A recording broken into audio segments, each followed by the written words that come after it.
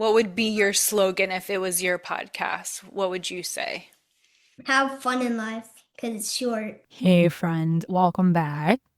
Before we dive into this conversation with my son and my youngest, Bodhi, I want to name what is happening right now. It is New Year's Eve as I record this, and this is the final episode of 2025. And some of you might be listening tomorrow on New Year's Day or into 2026 with that fresh, quiet feeling in the air. And some of you might be listening weeks from now and still the energy lands the same. A threshold, an ending, a beginning, and I want to offer a gentle reminder that fits everything I believe about inner knowing, being our highest authority.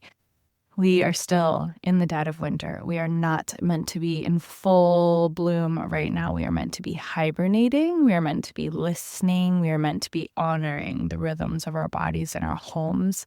And also, we can still map out the year ahead. And I did that today. Looked at what I want and what my family needs and what feels true and what feels like too much and what needs more spaciousness, and not from pressure, not from a performance, but from devotion to what is real.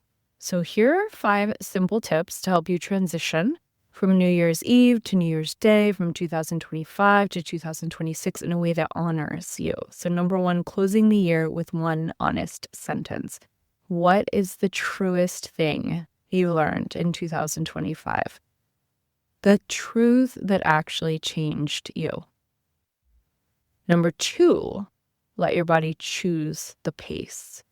Before you plan, ask your nervous system what it needs. More sleep, more quiet, more movement, more support. Letting that answer lead you. Number 3, choosing one feeling to prioritize in 2026. Safe, free, clear, playful, steady, loved. Let that feeling become a compass. 4, create a plan that protects your actual life, making space for family, for rest, for friendships, for creativity, for health first. Then add the extra things and let the plan serve you, not the other way around. 5, do a tiny ritual tonight or tomorrow, lighting a candle, taking a bath, perhaps putting your hand on your heart. Giving yourself a breath, stepping outside for 2 minutes and feeling the air, saying thank you out loud and letting it be small and real and quiet perhaps. So before we begin, I want to say thank you for listening. Thank you for being you. Thank you for following along. Thank you for sharing episodes. Thank you for leaving a review if you've done that. Thank you for sending any messages that you've sent to share this podcast. Thank you for letting these conversations live in your ears while you drive or fold laundry or walk or cook or grieve or create or begin again. And to every single guest who came onto the show in 2025, thank you for your honesty, your brilliance, your tenderness, your authenticity, your willingness to be seen and heard. And I do not take it lightly. I am so very, very deeply grateful for each of you. Okay, so let's drop in. Here is my conversation with my son, Bodhi. Welcome to the Authentic Creative, where we expand our capacity to feel good, one deep breath, one bold choice, and maybe a little bit of magic at a time. I'm Siri Baruch Thornton, healer, creative, and lifelong explorer of all things energy, self-expression, and joy. With over 26 years of experience in Reiki, Akashic Records, and transformational breathwork, I've learned that feeling good is not a luxury, it's a practice. And sometimes it's a little messy. This podcast is here to help you trust your intuition, break the rules, the ones that need breaking, and live more fully in your gifts. So give yourself a deep breath, get cozy, and let's dive in. Welcome back to the Authentic Creative, expanding our capacity to feel good. I am very excited because today I have my 10-year-old.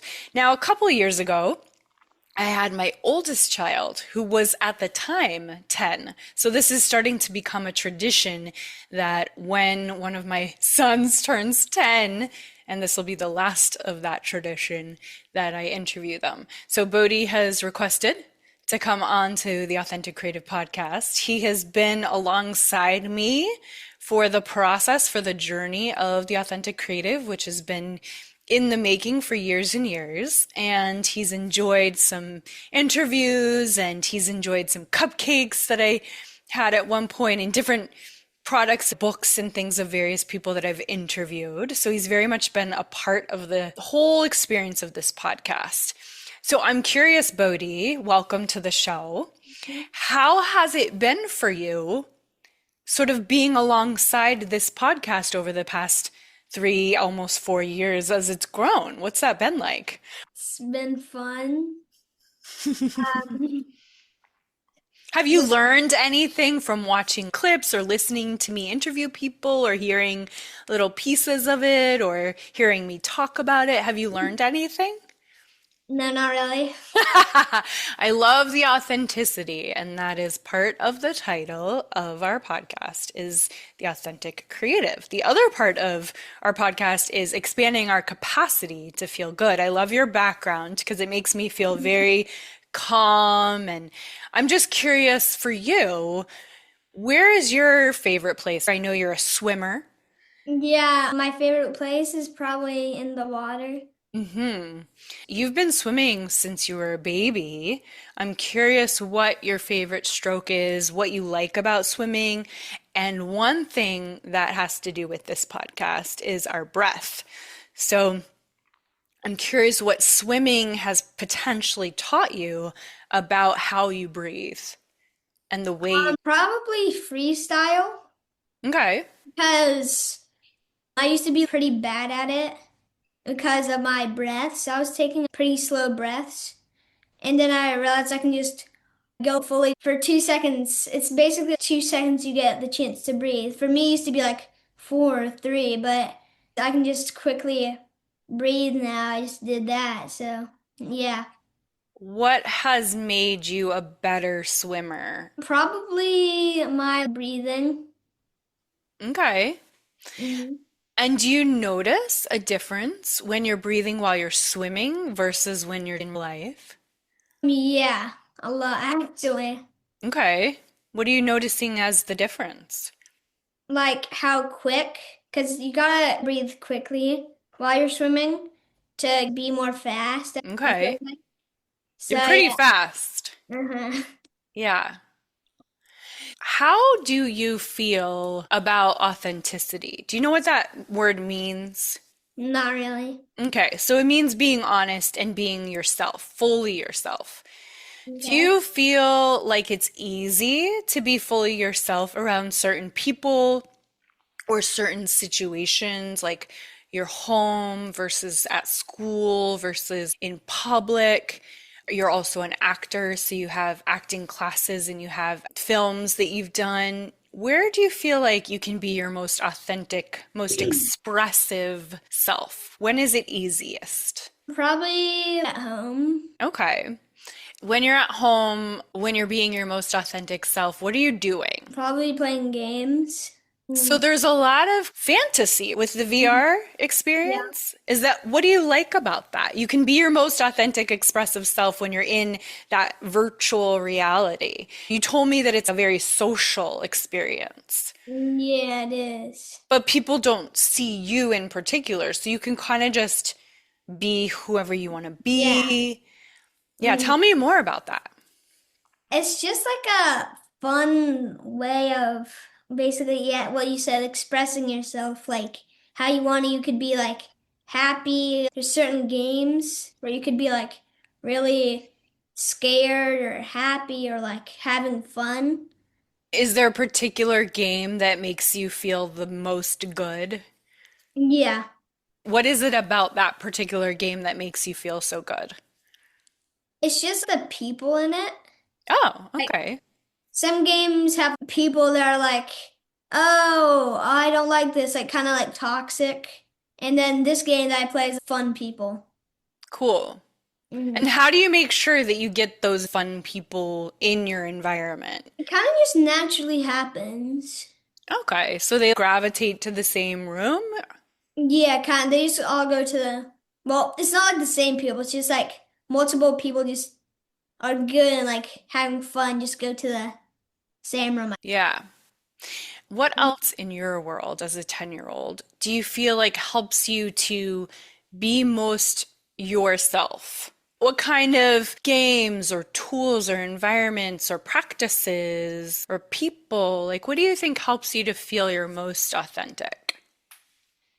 Probably people, Yeah, like what kind of people? like my friends. Mhm. Is it because they're being silly and you all know you can be yourselves around each other? Yeah. Yeah. Mhm. The first part of our podcast is the word authentic. Then the next part is the authentic creative. What are the ways that you find it to be the most easy, the most flowing, like the ocean behind you, to find that creativity? I notice you bring home projects, art projects, photography projects.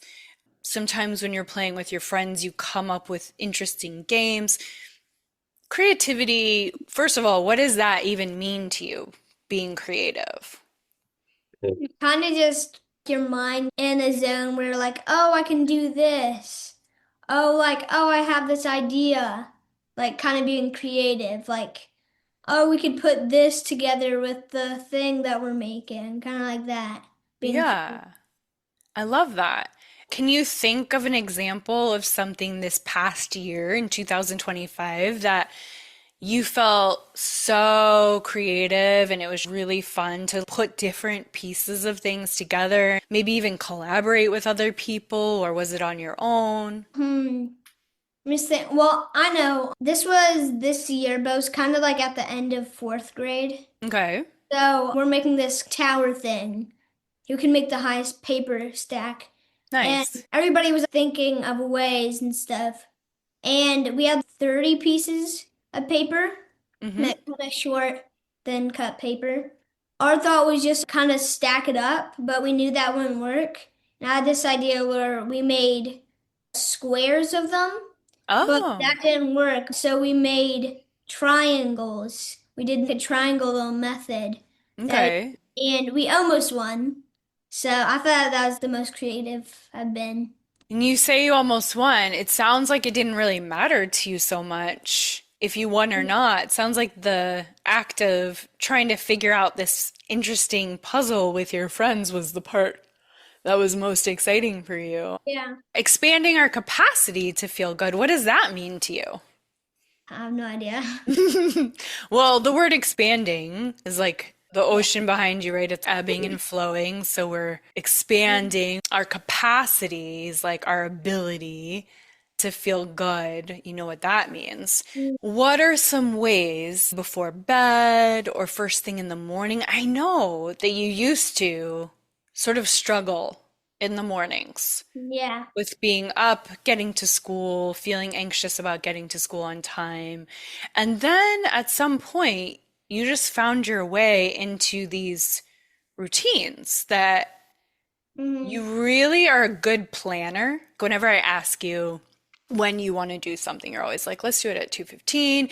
You always know exactly, you make suggestions to me sometimes when we're walking to school, like, okay, here's how I think you should plan out your day. Oh yeah. So I'm curious with your experience of wanting to feel good and what I call expanding our capacity to feel good, some of the what I call tools that you've used to expand your capacity to feel good when you're feeling anxious or stressed are putting certain structures and habits into place, or what we call habit stacking, for example, where we do one habit, then the next habit, then the next habit. Maybe you can walk us through the way you like to set your alarm really early. How did that get established for you? So how I got established is I was always kind of doing this stuff in a random order. Okay. And I always pretty much wake up at 6. So I built a plan off of 6 a.m. to all the way to 7:20. Mm-hmm. So at 6 a.m., I usually wake up from my alarm. I wake up and go to the bathroom, head into the TV room. I keep checking the time. I Mm-hmm. check the time when I go in. It's usually like 6:02 or 6:03. Mm-hmm. I usually look to my left to see if my dad's up, if the light's on, because if it is, then he's awake. If it isn't, he's not, and I have to wake him up. At 6:20, I go get my clothes on. After that, I go downstairs to eat breakfast.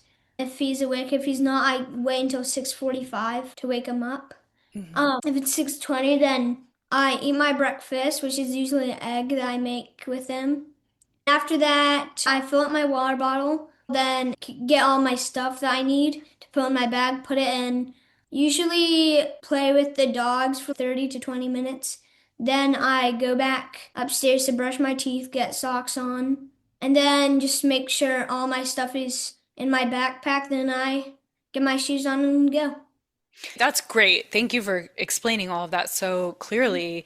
You really enjoy walking yourself to school, which is something you started doing. That seems like a habit to get outside, get fresh air, get walking first thing in the morning. That seems to Mhm. make you feel good. Mhm. What I'm hearing is you're saying that you took control of your morning by really having a set schedule that you know you're going to do every morning, and you know you're going to have that protein in the morning. You know you're going to play with the dogs, which is a tactile way of feeling good and getting grounded. You know you're going to take that refreshing walk in the morning.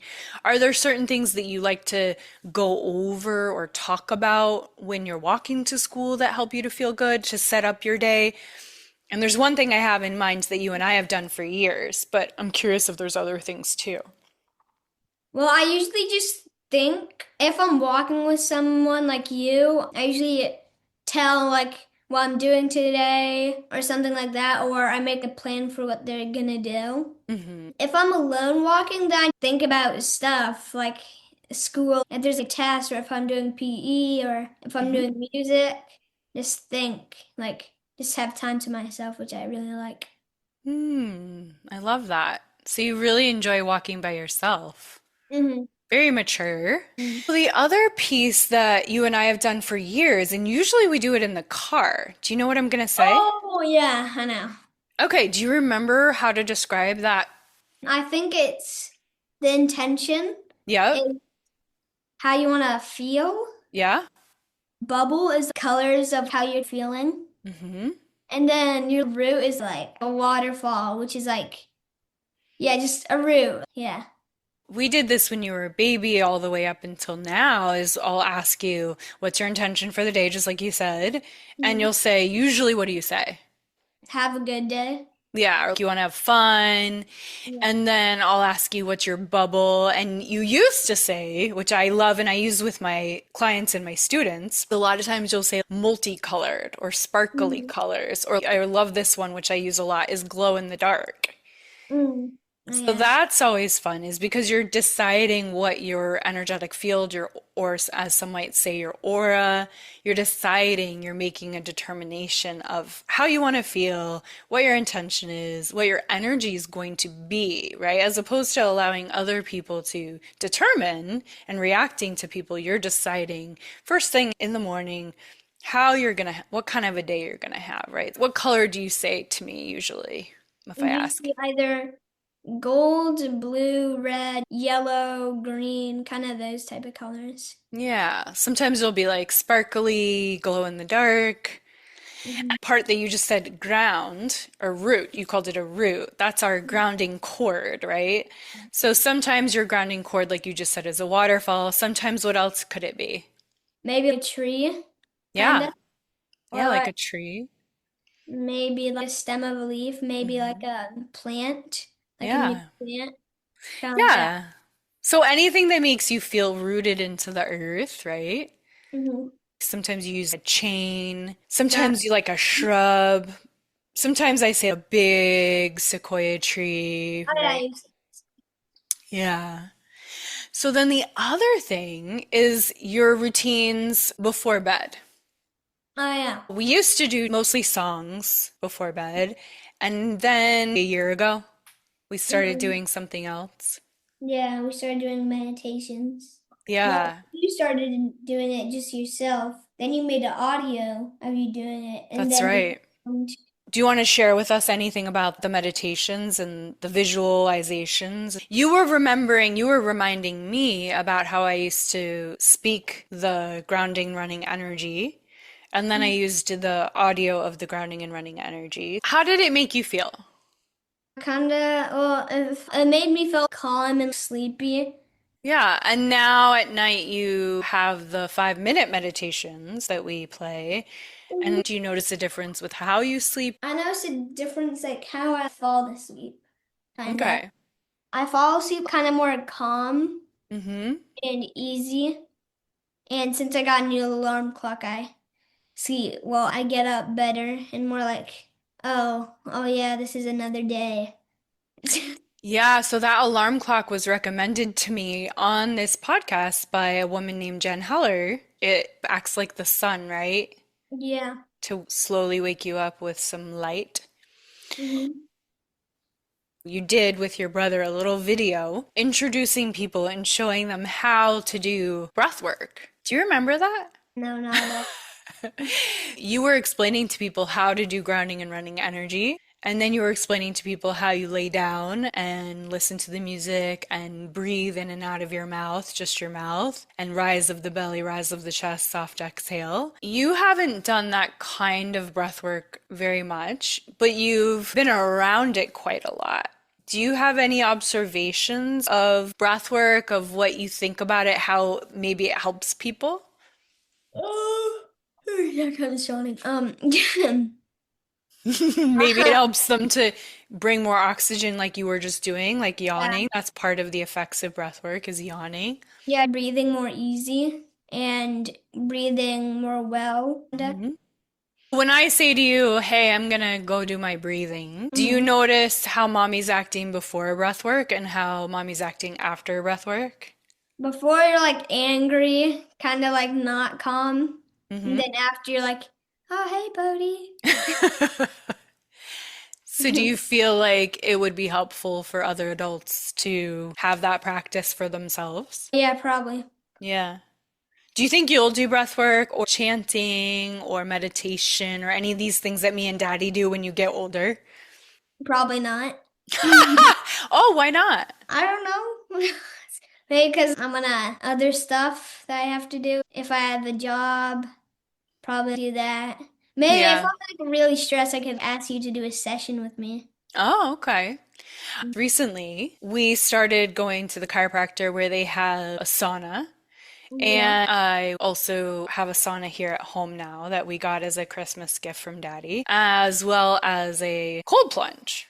Yeah. What do you think about the sauna and the cold plunge? I don't really like the cold. I kind of don't like neither. You don't like either? Yeah, because I feel like the sun is a little too hot and steamy, and then the cold plunge is cold. Yeah. Well, I think I know the effects that gives Okay. you. I Tell think the me. sauna just eases you down. Cold plunge Like the opposite of getting sleepy. awake, like makes you ready. Yeah. Yeah. I Yeah. like. So these are all things that I care about and that we talk about on the podcast, but I'm also curious about things that you care about. So we did talk about your routines and we talked about virtual reality and community and how that is for you and how you feel like you can be your most authentic self and you can be expressive and you can feel good around other people being themselves. I'm curious about your experiences with acting, because that's another thing we talk about here on the podcast is being an actor for the people who have come on that's their thing. You've recently started doing some professional acting as well as acting classes and training. I'm Mhm. curious what you like most about that. What are some highlights for you? I like about acting the people that you act with, right? Since I'm doing a short film coming up soon, in like 2 days, I thought there'd be some of the same people Hmm. from last time. There's not at all. Oh, So really? I'm a little nervous, but there is three Mm. people from our acting class. One, I actually don't want to, they're all girls. There was four boys. I thought there'd be some of the same people. I knew one of them wasn't gonna do it because we talked to him about stuff in acting class. Hmm. I thought there's like this other three people I thought would be there, but they're not at all. So, When you're preparing, I was an actor my whole life, right?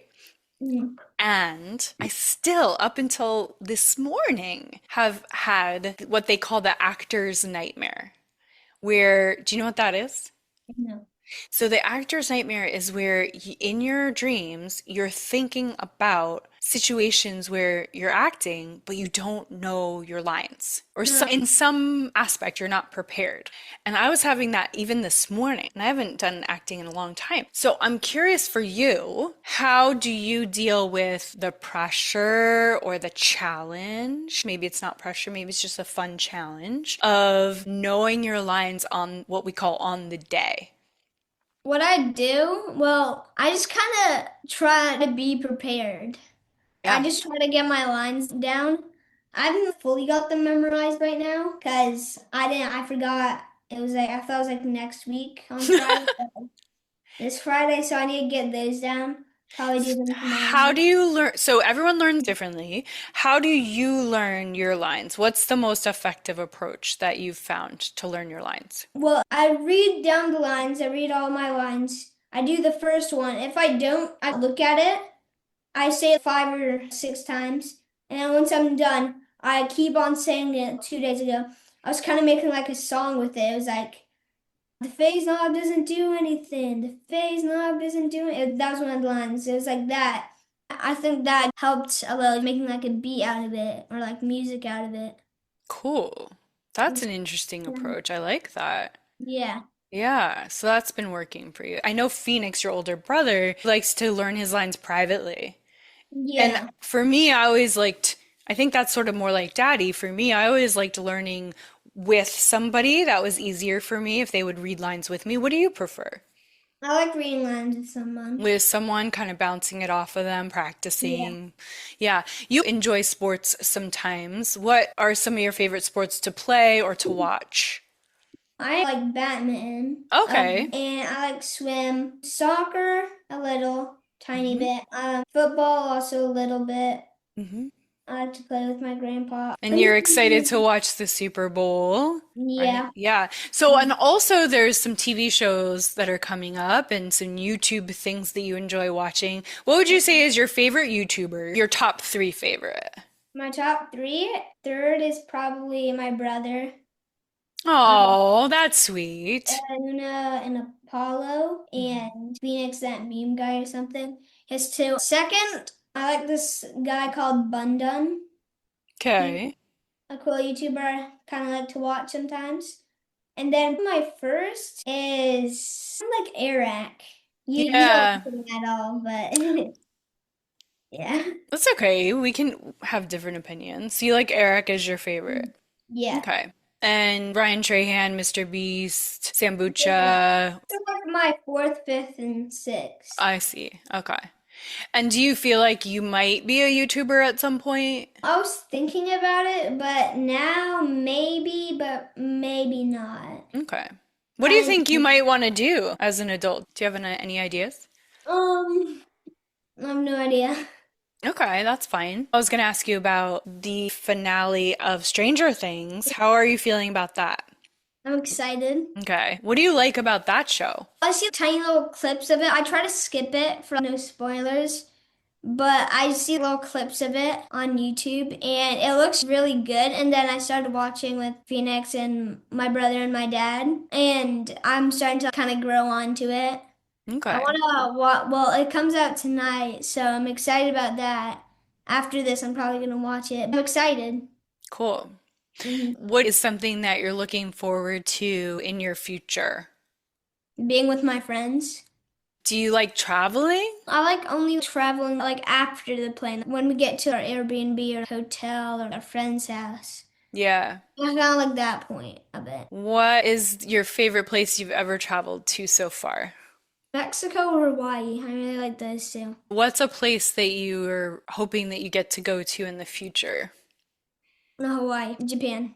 Oh, okay. Yeah, I want to go to Japan. Why do you think you're gonna like Japan? Just because of their style. I really like their style. It looks really fun. My dad's been to Japan. He's like telling me all about this stuff like cafes and these stores and their food that I really want to try. I want to try get like into sushi more. That's cool. You Yeah. wore this Japanese anime costume for Halloween and for the Mhm. premiere of your film. Is Yeah. that also something that interests you to go to Japan, is because you like that sort of Japanese anime style? Yeah. What's one thing that you feel could help other kids around your age to have a little bit of an easier life if they're having a hard time? Just kind of let them have fun. Like, I feel like it's gonna be bad advice. Let them hang out with their friends and let them do stuff. Let them be more mature. Okay. Like, try to get them to be a better person. Let them try more things, Yeah, let them try more things. like trial and error, Yeah. make their own mistakes. Yeah. I know one of your friends, when you go to his house, you like to cook a little bit. Oh, yeah. Do you think that is a helpful thing for kids to get involved with cooking or Yeah. baking? Yeah, you should try baking or cooking because it's like once you first do it, you have no idea what's going on, but once you get into it, it's like, oh, I like this. It helps you to try new things that you wouldn't normally eat. If you could have any superpower in the world, what would that superpower be and why? Probably super speed because I was gonna say time stop, but I realized if you're really fast, basically slow down time. I just want to be a really good jogger and be really fast. I really had fun asking you all these questions. So thanks for coming on to the podcast. What would be your slogan if it was your podcast? What would you say? Have fun in life because it's short. Oh, I like it. That's great. Well, thank you, Bodhi. I appreciate you. I love you very much. Thanks for being here and thanks for being my son. Mwah. Love you. Love you. And guys listening, thanks for coming along for the ride. Let us know if you have any questions. You can reach out to me at Siri Baruch Thornton or Siri@sageandblushwellness.com. And let us know if there's anything else you would have liked me to ask or that you have questions about for kids or for anything that we talked about. Keep expanding your capacity to feel good, one breath at a time. Happy New Year! Happy New Year. Bye, guys. Thanks for watching. See you next time. There's something very grounding about hearing a 10-year-old describe what helps him feel good. And it's not complicated. And it's just breath and water and friends and play. And it's having a rhythm in the morning and it's having a little space to himself. And it is feeling safe enough to be silly and expressive and fully himself. And it is learning how to prepare for something that makes him nervous and still showing up. I'm thinking about what he said at the end about having fun in life because it's short. It feels like a simple medicine and also a permission slip, especially in a season where so many of us are carrying a lot. It's a reminder that feeling good is not frivolous. It's a form of wisdom, the deepest wisdom. I also loved hearing him name how breath changes things. In the pool, he learned that 2 seconds is enough. You don't need a long, perfect moment to reset. You just need a little opening. And that is true in real life, too. One breath is a little opening, a micro choice, a way back to yourself. So wherever you're listening from, whether it's New Year's Eve, whether it's New Year's Day, a random Tuesday in February, I hope that this episode helps you remember that your inner knowing is your highest authority, that your body gets to set the pace, that your life gets to be built around what actually matters. So thank you again for being here, for listening, for being a part of this community, and for expanding your capacity to feel good with me this year. If you want to work together in 2026 through breathwork, Reiki, or retreats, or all of the above, you can find everything at sageandblushwellness.com. Come say hi on Instagram at Siri Baruch Thornton. And if you feel the call to be held in person, I'd love to have you at my women's retreat in May, Rockaway Beach, Oregon. Details and registration are in the link below or on my website. All right, love, Happy New Year. Keep expanding your capacity one breath at a time. If today's conversation stirred something in you, here are a few ways we can go deeper together. So the Authentic Creative Podcast, where you are now, make sure that you're subscribed so you don't miss more conversations like this. And if you loved this one, share it with a friend who needs to hear it. One-on-one work for private Reiki, breathwork, Akashic sessions where we can go right into your unique medicine. You can connect with me directly. Thank you for being here, for listening, for expanding your capacity to feel good alongside me. I'm sending you love, and I can't wait to connect again soon. Loving you.